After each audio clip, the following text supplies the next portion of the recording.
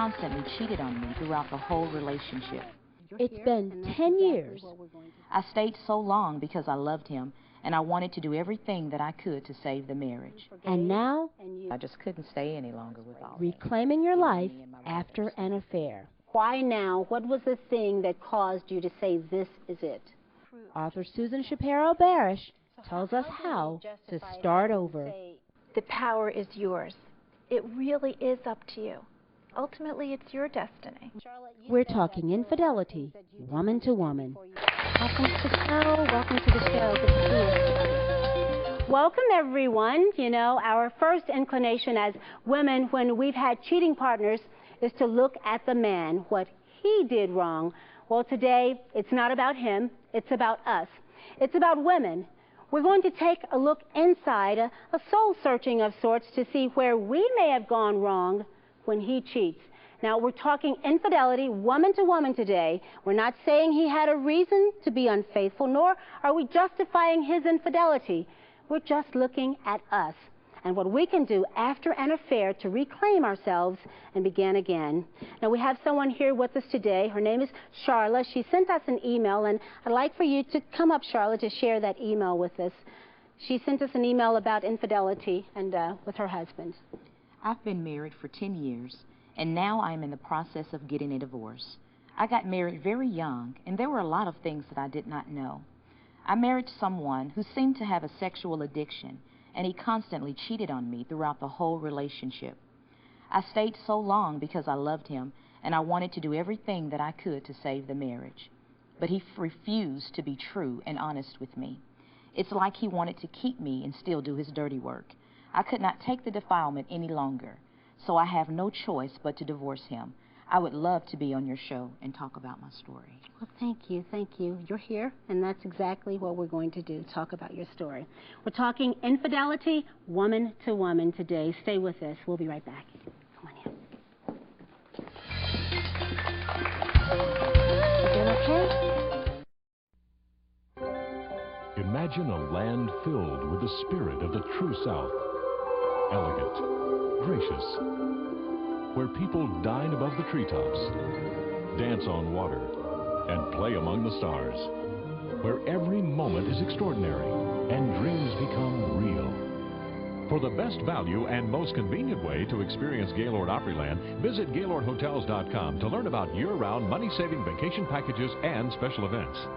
After the makeover of my home, I wanted to do something for Diva Supreme Sandy Sutton. I wanted to allow her to feel the excitement and joy of receiving. But what do you give someone who has given you so much? Oh my goodness, this is too much. No, not really.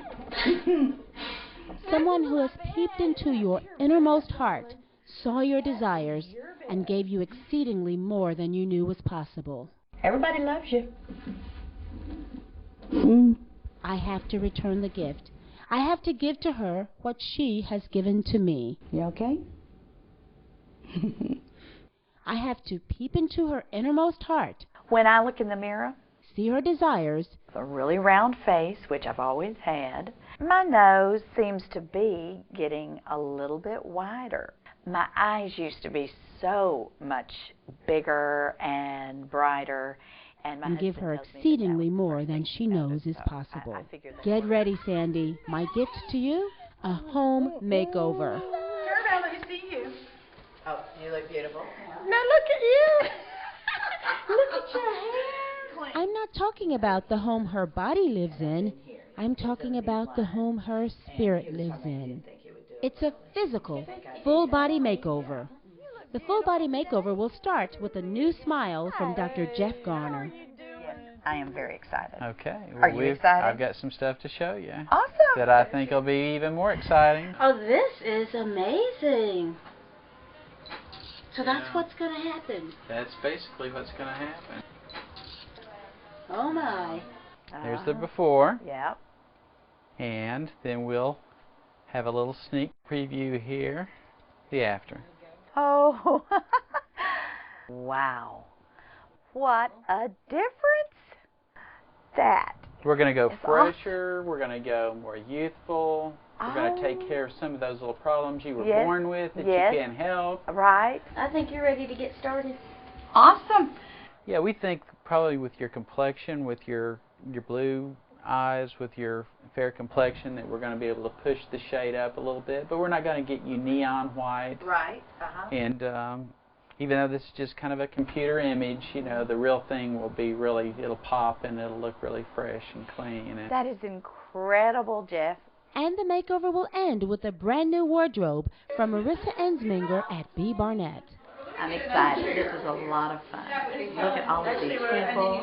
Look at the clothes, shoes. I mean, who wouldn't be happy? What happens in between time? First, Sandy loses the weight with personal trainer Robert McGowan. You should feel a little pull in your triceps, biceps. 5, 4, 3, 2, 1. All right, now push this one all the way down to the ground. Then comes Dr. Jim English. What do you really think about her as a patient? You know, when you look at her face, when you look at her body as a person, what do you think that you can give to her? What will she come out of with? What kind of feeling do you want her to have when it's over? I want the inside to come outside. She has got such a really good heart, and it shows in her face. And it showed so well on her face for so long that she's got a few lines she doesn't want. And we want to try and erase some of them and make her look and feel as young as she does on the inside. So, what will it take? How about liposculpting, a tummy tuck, a facelift, a chin implant, no surgery, an eyebrow lift, collagen implantation, and skin resurfacing? Well, I did say a full body makeover, didn't I? We might even give Sandy full lips, like mine. You want some big lips, I want you in this, darling. Remember when you used to worry that yours were big? They were too big. No. We need to put some fat in there. Not for mine. Let's see, what's left? How about permanent makeup? We'll see. I'll be there assisting Dr. Jim English all along the way, and there may be a few more surprises. Congratulations. Surgery well done. Hey, I'm not a doctor, but I sure do have fun playing one on TV. It's a transformation of the spirit, soul, and body. Thank you for wearing a cross today. Oh, yes, I wore that especially. This is my first time wearing it, and I actually bought it, and I said, I'm wearing it today. Awesome. For Sandy. Watch the process and the reveal. About 20 hours later, I guess really the only question I have is it still worth it? Thanks for staying with us. And our next guest, she's the author of this book, Reclaiming Ourselves, How Women Dispel a Legacy of Bad Choices. Welcome, Susan Shapiro Barash. Thank you. And if you listen, he'll tell you more than you need to know, and then you can evaluate, is this person right for me, based on having learned and being fully awake now, fully aware of your needs. So that's the improvement. Did you see that in the beginning? Did he have a perception of who a woman, you know, who a woman is to him? He basically treated women like dogs. But you just being honest about it. And but that's something that is really important on how you see a man treat their mother. You know, I'm not saying that he didn't love his mother, but there were some things that he would say and even some things that he would do, you know, that showed a lack of character, lack of integrity. And I didn't know that I would be treated that way. Mm-hmm. And so because respect is so important, and women make excuses for their partners when they're not respectful. Mm-hmm. Clearly in your situation, your husband didn't respect you and he didn't respect the marriage, and that's so much what you needed. So next time you'll really hear what this man tells you, and you'll watch closely with the new man. Yeah. And you have the advantage of knowing what you really are looking for. Exactly. We're going to talk a bit more about how she's to do that now that she has 3 children. So it is single living for a while, but, you know, handling the relationship now with the man, what that's all about when we come back. So stay with us. We'll be right back.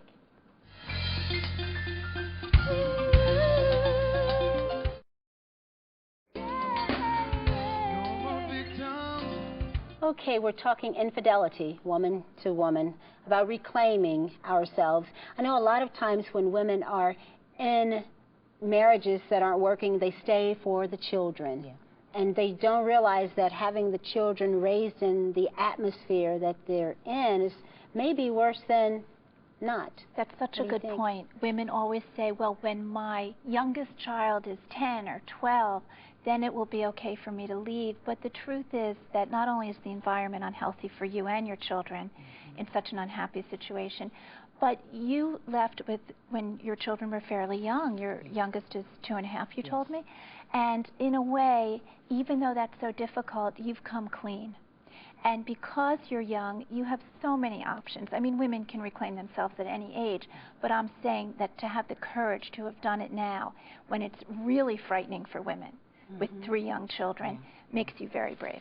So what's the situation now like? You're saying you have to see him because of the children. How do you handle that? Well, I just handle it. Just that simple. You know, I just handle it, and I mean, I've gotten a lot better since, you know, the months have gone along. But it was, you know, it was kind of rough in the beginning because there was a lot of fear there on my part that I had to really hide when I was in front of him because of a lot of the different things that he was doing to, you know, harass me, that was bringing fear, you know, in me whenever I would be around him. And it made it hard for me to give him the children, but I knew that, you know, I had to because of the courts, of course. So there's still fear after you leave. Fear of leaving after you leave, there's still fear. Well, what I hear here, and this is very common with women, is there's also a fear of giving the children over to this man because of the lack of trust. Yes. You don't feel that you can really trust him to watch the children for the designated time that, I don't know if it's a weekend or an overnight, but a lot of women in the midst of divorce and after divorce really do have that trepidation. But what I'm also hearing is that you have less despair now. That while you had literally lost yourself in the marriage, as you find yourself again, the despair diminishes. It goes away, and so you're not describing, you know, you said you wanted to die at some point. You're not like that anymore, and that proves just how strong you're becoming. So how do we justify, if I can say, of course, that divorce is not something that we say, okay, go ahead and do, but how do we justify it in the eyes of God as far as, okay, we're going to go ahead and do it? A woman with 3 young children who gets divorced is truly at the end of her rope. She really can't handle anymore. She equivocates often. She thinks about it long and hard. And whenever I meet a woman who tells me that a story of getting divorced, I know that she's been through a great deal to dismantle a family. What about forgiveness? What about staying? What about sticking with it? What about honoring the covenant? You should answer that for yourself, well, I guess. Biblically, God gives us exceptions, you know, for divorce. Of course, he hates divorce and he doesn't like it. But God does not want anyone in a marriage that's being abused, whether it's mentally, emotionally, or physically. But I believe personally you should do everything that you can to save your relationship. And that was what I did. And that was the reason why I stayed for so long. But I knew that my time was running out. And my time with him was running out. And so that was when I made my final decision. And then he did some things and said things that kind of catapulted me to go ahead and just go.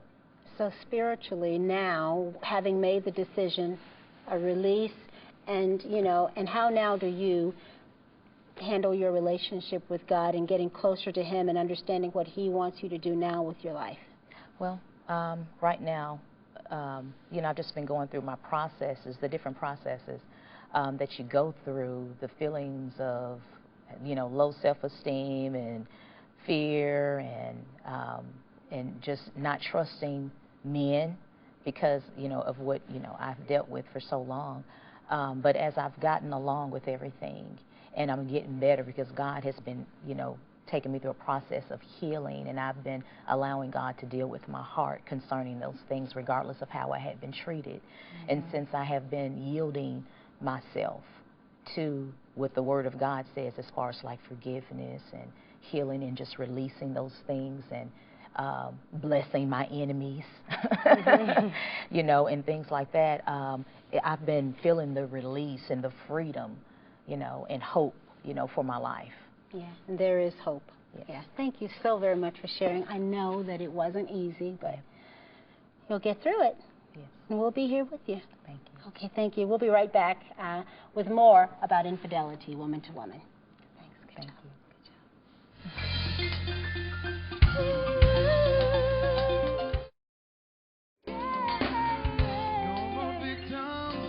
Okay, we are talking infidelity with Susan Shapiro Barash. And I think we have a question for you right now. You have a question? Yes, I have a question. Along with the fear and the ridicule from society that women go through when you're trying to live a spiritual life and you're trying to be a good Christian woman, how do you handle the ridicule and things that and the questions and the guilt from the religious, from the church that you're going, that community that you're going through when you're living in a bad marriage and you've left or you're planning on leaving? How do you handle that? Well, it's very difficult for women because it's not only your religious community but the society at large that tells us that the very value, the heart of the matter for a woman is to be a wife and mother. So if you're the one who instigates a divorce, you definitely will have a problem with the community. And your children in school, and it will go around, and it will be perhaps gossip.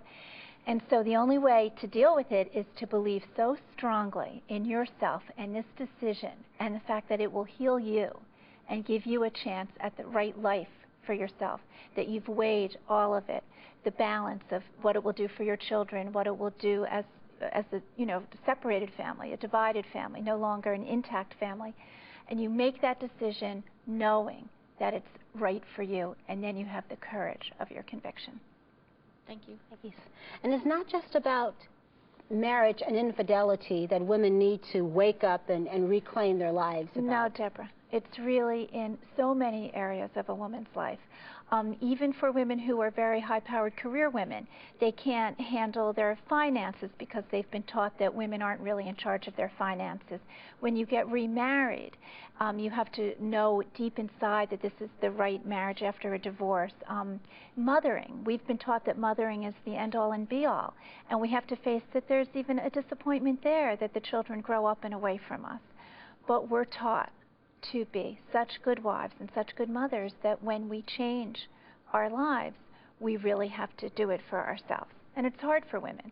Yes. I once spoke to a woman who told me that if only she could have stayed asleep and walked until her third child graduated from high school, she would have done better.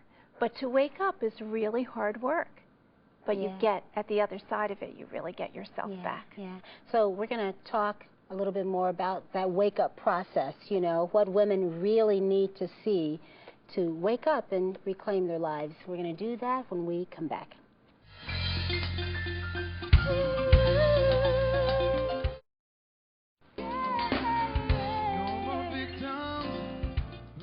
Okay, now we know now that there is life after divorce. There is a way to reclaim ourselves, and that's what we're talking about today. I think we have another question. Yes, I was wondering, women are in that situation looking at reclaiming.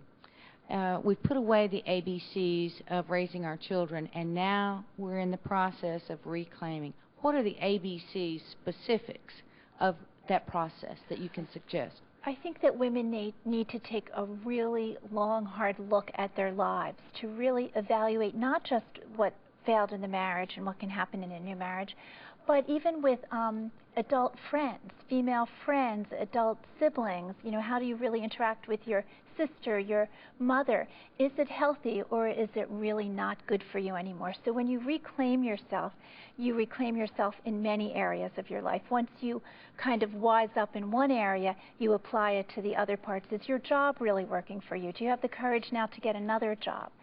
So that you really have to take hold of yourself and go for it.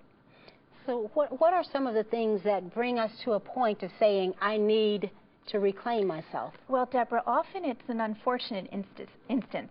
such as a husband who is cheating, which we talked about. Maybe you end up being diagnosed, God forbid, with some terrible disease, or your sister does, or a parent dies, or a friend is ill, but something that makes you realize that the life that you're leading is really not the healthiest life for you. And if you can only pull yourself together, take that risk and get of leaving what's not right and getting what you want from your life. And women can do it. So what if women decide to stay in a situation of infidelity? What are some of the steps they can take to, you know, to reclaim their lives if they decide not to divorce? If you decide not to divorce, then you really have to face the issues head on. You have to go into counseling or therapy or talk to clergy, someone who can guide you, a third party. The couple has to really reevaluate what the marriage means to them, what is still sacred, what still counts, the children, the initial vows, and then take that and apply it and actually renegotiate the marriage. That's the only way to save a marriage that's been tainted by infidelity. And you've done a lot of research, so what are the statistics on, you know, whether people stay or not? Well, women find that they can't abide it in many instances. After a while, it depends on if it's a repeat offense, if there's emotional abuse in the marriage, or if the couple has really lost their way and they can get back some of the good stuff and then they can stay together. So if a woman feels there's something worth salvaging, then those women stay. Yeah. Is it a matter of women just not feeling like they're worthy or they're good enough to take this step or to... Yes. That's such a big problem for women in our society, all different social strata, all different ages, the sense that they aren't worthy of the life that they should be leading. Yeah. And I say, that's not really the way it is. Yeah. So we're going to talk about the power of a woman when we come back. We'll be right back. Stay with us.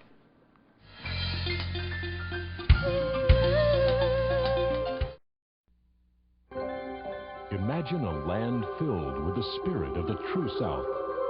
Elegant, gracious, where people dine above the treetops, dance on water, and play among the stars, where every moment is extraordinary and dreams become real. For the best value and most convenient way to experience Gaylord Opryland, visit GaylordHotels.com to learn about year-round money-saving vacation packages and special events. We are reclaiming our lives today with Susan Shapiro Barash, talking about how women dispel a legacy of bad choices. You know, I think those choices start very early. They're starting when our children and our little girls are very young. We're teaching them that they really have no power. You're so right. And what happens is that these young women, they're probably in junior high, all these studies indicate that they end up losing their self-esteem at that point. They become quiet in school. They don't believe they're smart enough or pretty enough. It becomes competitive. And then they carry that throughout the rest of their lives. And if they marry young, if they aren't really certain of what they want to do in their lives, it gets even worse. Because now they're kind of adults, but they're making mistakes. And they'll have to change their course. So you have a young daughter. What are you saying to her? I have 2 daughters. You have 2 daughters. What are you saying to them? I say to my daughters, the power is yours. You really have the power. If we think of Dorothy, I always tell them about Dorothy and the Wizard of Oz. She thought she needed 3 men to get her to Oz, right? The Scarecrow, the Tin Woodsman, and the Cowardly Lion. But when she got there, she realized the power was hers all along. All the time. She always had the power, but women don't know that. And so the lesson that I tell my daughters, and all young women, my students, is that it really is up to you. And for adult women, for older women, if you make a mistake, it's not too late to change it. Ultimately, it's your destiny. So what can we look forward to in making a change and saying that I refuse to be abused or I refuse to live this way again? Having options. So many options for women, more today than ever before. And what you really have is a choice. You can be whoever you want to be at any time, as long as you reclaim yourself first. As long as you reclaim yourself. Thank you so very much Thank you. for joining us. We're talking about infidelity, woman to woman, but realizing that it's not just about infidelity. There are so many reasons why women are asleep That's right, exactly. So it's about waking up, reclaiming ourselves. And having the choices you want. Yeah. The power. Thank you very much. Thank you very much. Thank you. If you'd like to get a copy of Susan's book, Reclaiming Ourselves, How Women Dispel a Legacy of Bad Choices, you can go to our website. That's at DeborahInterviews.com. Thanks for watching, and thank you for coming. Thank you. A pleasure. It's great. Thank you. Thank you so very much. It's good. Yeah.